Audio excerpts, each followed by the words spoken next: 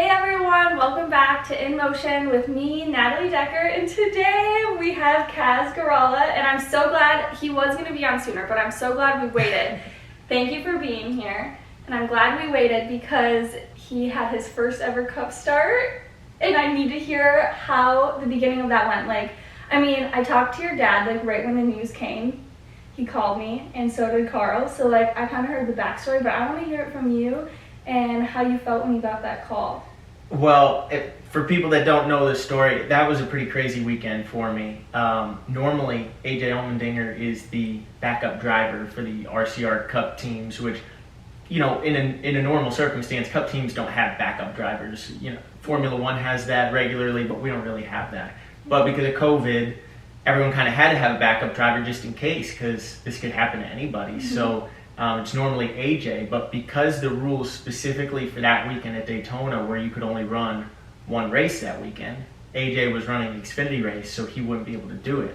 So I found out on Friday that I was going to be the backup driver and that they were going to fly me to Daytona. So I was like, well, that's pretty cool. I'll always be able to say I was a Cup backup driver. I thought that would be the greatest thing ever to say. Yeah. So I land in Daytona on Saturday morning. I was there to help Earl Bamber, who was driving the 21 car in Xfinity. I was there to help him if he had any questions. So I'm just hanging out there. I go get breakfast that morning in Daytona, and I get a call from Andy Petrie, the Cup Series competition director at RCR, and he said, Austin Dillon tested positive for COVID. You're going to drive the 3 car. And I was like, what? I was like, what? I didn't know, obviously I felt bad for Austin. You never want to see that happen, but The first thing Andy told me was that Austin was okay and his symptoms were mild. It, was like a bad cold. So I was like, all right, well, that's good. He's all right.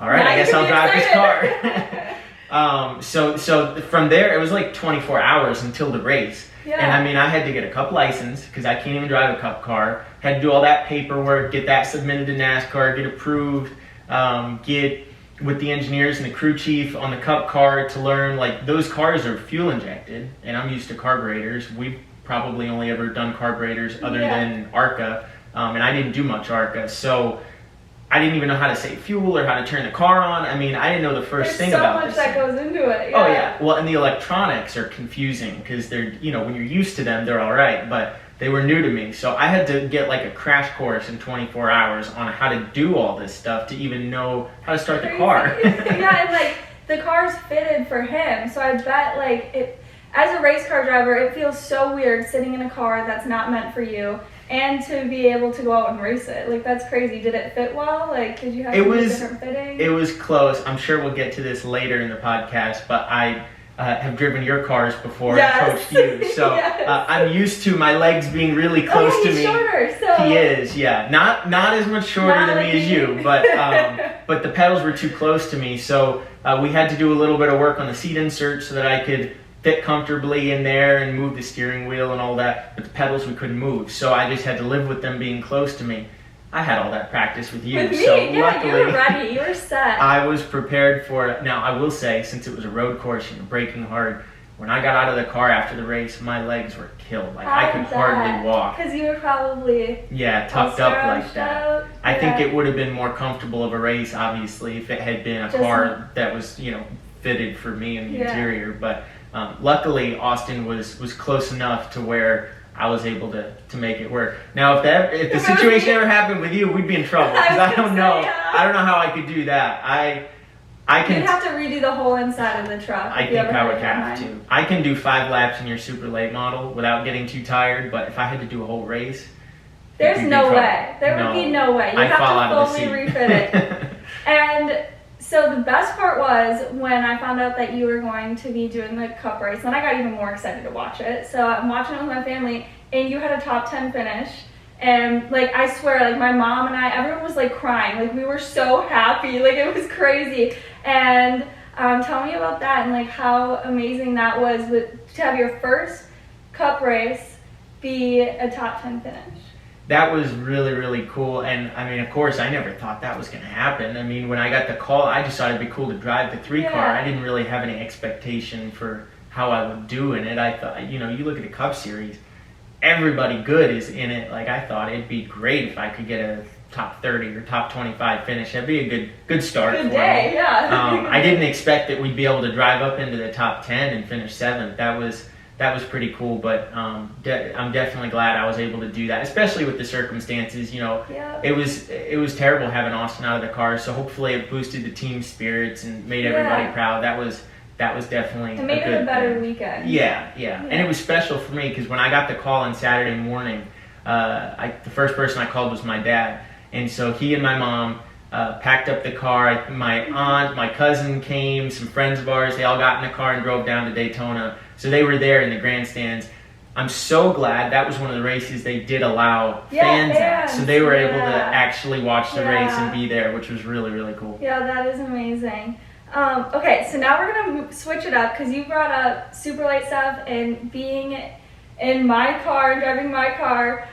So for those of you who don't know, I work with Kaz and Fury a lot with super lates, and we do a lot of different testing, and we were going to try to race more this year, but COVID happened, so hopefully we'll get more into that later in the season. But I want to talk about that, and I want to hear like your side of like the coaching part, because all my fans and everyone knows a lot about like my driving and what I do, but like talk about like what you do with Fury and me and all the coaching. So, well, this year and last year were a little bit slower for me in terms of on track. I did 5 races for RCR last year, and this year is going to be another 5 plus that cup race, so it'll be 6. But that leaves me with a lot of free time and off weekends. So the coaching thing this year was pretty cool for me to get to do with you early before COVID really set in, and gave me a chance to get in a race car and get warmed up and get you up to speed during COVID, because not many people were able to be on track. Yeah. So it was the perfect time to get out there, and the super late models are so much fun. Much fun. The first time I drove one in like 3 years, I think, was with you at South Boston. I remember you said that. I got out of the car and I was like, I forgot how awesome these cars are. They take your breath away. In like 5 laps, they will. Like, I'm out of breath, tired. Yes. Yeah. It is hard. It's hard work in those cars. And then also with COVID happening and like no seat time being able to be done, Fury and you all made this iRacing sim during like this downtime, and I've gotten the opportunity to come over and drive it a lot before like races because we're not being able to practice. So like, what made you guys want to make this sim? Was it because of COVID? Yeah, I mean, I hadn't really gotten into iRacing too much in the past few years. I got an account in 2011, I think, for the first time, but I hadn't really been on it in years and years and years. And then, of course, COVID, everybody got into iRacing, so I was like, everybody. All right, like let Derek, me get into my boyfriend's grandpa, even got into iRacing. Really? Yes. So people that weren't even into it before got into it. I was one of them. But I didn't have anything to drive on, so we were looking into, cheap simulators that I could maybe get, and my dad was like, well, we could build like the best one ever right here at Fury. We've got all the parts and people. I'm like, all right, let's do it. So Fury has started building simulators, and they sell them now. They sell them? They When do. am I going to get one? You gotta get one. I need one. I had the prototype, so we did all the testing and stuff on that, and you got to drive it. So Yes. I feel like it came out really good. It's still a work in progress. It's actually going to powder coat next week. Finally. So it's going to be finished, done, ready to go. But yeah, I definitely have enjoyed getting into that. Since racing started back up, I've slowed down on iRacing a little bit, but Me too. during the off season, I'll probably get back into it, especially once I get the simulator settled in my apartment, painted and finished. Yeah, it's gonna look so good. And I was never like a big sim person. I like hated it and was like, nope, I don't like it. It doesn't help me. Until COVID happened, I like upgraded all my stuff, and then I came over to Fury, and I was like, wow, if you have nice stuff and like good equipment, it really helps and can prepare you for a race that you're going to, especially now with no practice. And now, like, I love it. I do it all the time. I do fun like races with my boyfriend because there's 2 sims here, so we'll like go and do the same race. But now I love it. Did you always like sim racing, or was it? I always found, like you said, like if you're on good equipment, then you can see how it feels realistic, but it's really easy to have stuff that you can't really feel that realism with. But The other thing that I discovered, because I did Kansas already, it was 2 months ago. It was my first race this year, and it had been a year since I'd been in the car. So since I'd been in any car in a race, other than the testing with you. Yeah. So I was like, all right, I'm probably going to be pretty rusty. So I practiced on iRacing and did a lot of laps on the simulator, and I discovered that I wasn't rusty at all. So I don't know if that was the iRacing that helped, but when it came to driving, I wasn't rusty. What I learned was the other stuff I was rusty with, the stuff that you can't get the reps with on iRacing or on a simulator. Yeah. Pit road, restarts, aero, all the details that go into a race. Mm-hmm. That was so hard for me because I hadn't done it in a year. So there are still things that on a simulator you can't really simulate or get a grasp on, but it's still a lot of fun, and you feel like you're really racing when you're on one of those simulators. Yeah, and like you said, there's things that didn't like help in the real life. And you said restarts, but for some reason, restarts for me, if I can go and practice them on iRacing, they have made my restarts so much better this year. Like a night and day difference from the beginning of the year till now, which is crazy. And then you said like it's not that for me, I struggled. I had one restart at Kansas. It was actually the first restart of the race, and Daniel Hemrick went to my outside and sucked down right on my door going into turn one, and then I was like all elbows trying to save it. So I was like, oh gosh, I was in trouble there. But so the air is a big part that you don't get on the simulator. Can't simulate that very well. Okay, so a lot of you might not know this, but our families are like super good friends now from working together outside of racing. Like we've gone on the boat together. He's actually tried to teach me wake surfing. I'm not the best at it. I can barefoot, I can water ski, I can do pyramids, but I can't wake surf. He's the pro.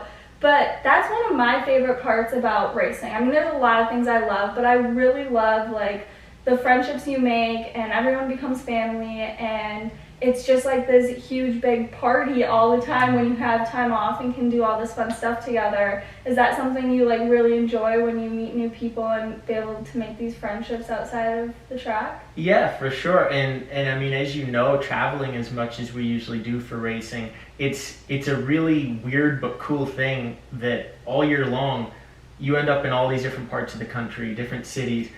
But you're there with the same people every time. Yes. So like you make friends, and you kind of get to travel the country and see new things together. Yeah. Go to find new restaurants, find new activities to do, meet people all around the country in this group that you know so well. So NASCAR is pretty unique in that sense, and it's definitely cool to get to make friends and relationships within the sport that last forever. Yeah, definitely. That's one of my favorite parts, but maybe I need to get better at when I'm at the track actually going out to like restaurants that I don't have here. I'm usually like, I'll go to Chipotle or McDonald's. I need to get better at that. I always find like one or two places that I love, like local area. Places in that area, but then I don't branch out from there. Like every year that I go to that track, I'll go to the same places. I like that. Yeah. I need to hang out with you at the track, not just at home. All right, so I've always been playing games with my guests that I've had so far. So I want to do a rapid fire one with you. These are really fun questions. And the first one is kind of an inside joke with Carl, if you're watching. He is the owner of N29 and Ritterbusch Construction. He's also been on Kaz's car as well, and he's my main sponsor. So I have to ask this question. This is from Carl and I both. Do you have hero cards yet? I'm glad you asked that. Yes, they're coming this week. Oh, Finally. It's taken forever. Whoever wants his hero cards, he will have them now. And I've got a lot of them coming. We ordered 1,000, and since there's limited fans at the tracks, I'll probably have a lot to give away. So yes, definitely send in your request for the hero cards. But yeah, they're gonna look good. I promise. It'll be worth the wait. Yes, definitely. All right, so now here we go. Texting or talking? Ooh, I'm pretty good at texting, and I feel like everyone like our age and younger is like really good at texting. I'd rather text. Unless it's like I need to know now, really important, maybe I'll call. Yeah. Like, remember, we talking texting or calling? Yeah. I don't like calling. I never call people. If it's important and I need to know now, I'll like FaceTime. Remember, I think I was in the hospital and I FaceTimed you because I had to tell you something like right away. Yep. Yeah, I like FaceTime. FaceTime's good. I guess that's different than like just talking. Yeah. Okay. Nickname your parents call you. Kaju. I can't say it. I really wanted to ask you that so you could say it. Nobody can say it. It's spelled Kaziu. Say it one more time. Kaju. And I know it's so weird because it's longer than my name. Like you think of a nickname as being shorter, but it's kind of like in English, like I don't know, Tom and Tommy or something like you call a little kid Tommy. Well, in Polish, the nickname for Kaz is Kaju. I love that. I get people hear my parents say that and then they'll try to say it, and I get cashew, I get kazoo, and everything but what's right. And yeah, it's people butcher the pronunciation often. Okay, speaking every language in the world or be able to talk to animals. Animals. Really? Yeah. Well, because I took French in middle school and high school, and I hated taking but what if language. It was just like all already in your brain? You didn't have to study. Well, that would be cool. Yeah. Yeah, maybe I'd go for that. Then I would go for But still, all the places we go in NASCAR, I think English will serve me just fine. That's true. That's true. Unless you want to go overseas racing, then it'd be nice. That would be cool. That'd be cool. Okay. Do you like the smell of gasoline? I do. Me too. Yes, it makes you feel like you're at the racetrack. Yes, I love it. That. I love it so that much. And tires, burning rubber. Like when you have an off season and then you come back and it's the first time at the track, like all those smells are like the best. You're like, finally, I'm back home.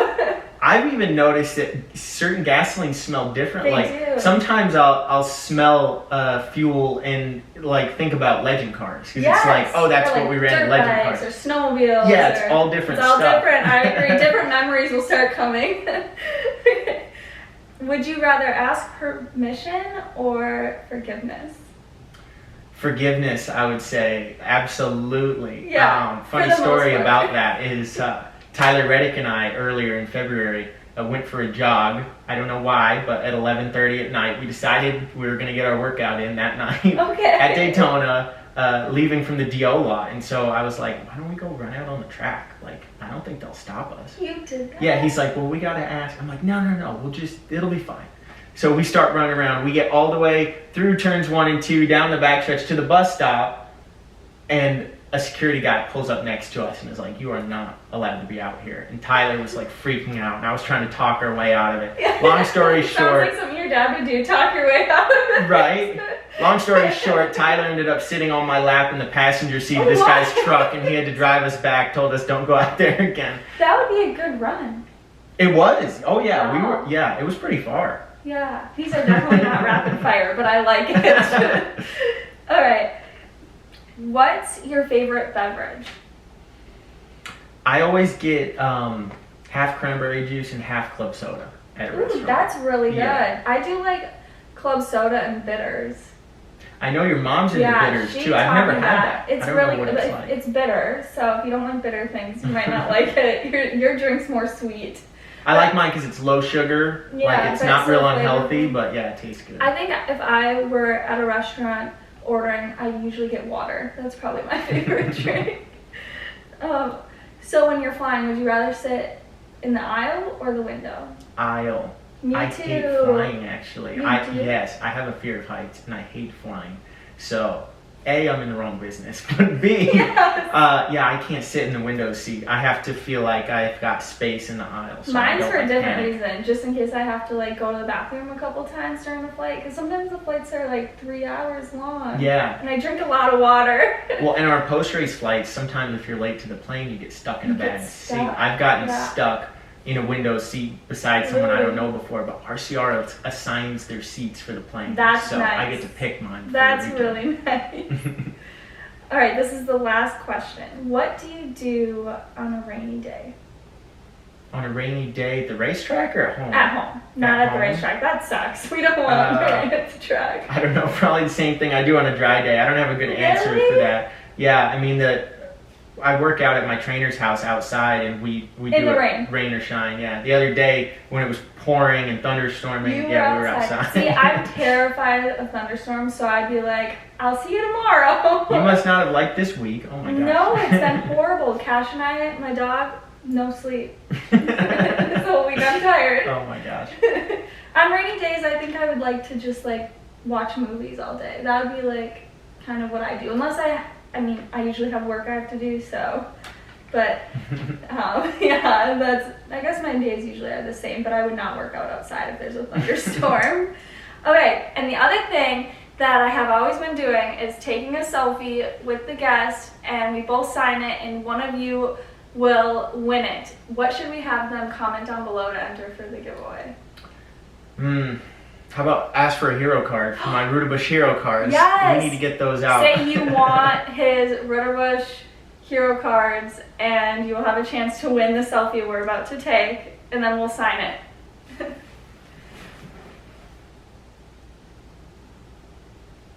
Perfect. All right, thank you so much for coming on. Yeah, thanks for having me. And I'm going to get this right. This is still only my fourth one. But we're stalling out for now, and we'll see you next time on In Motion with me, Natalie Decker. Bye.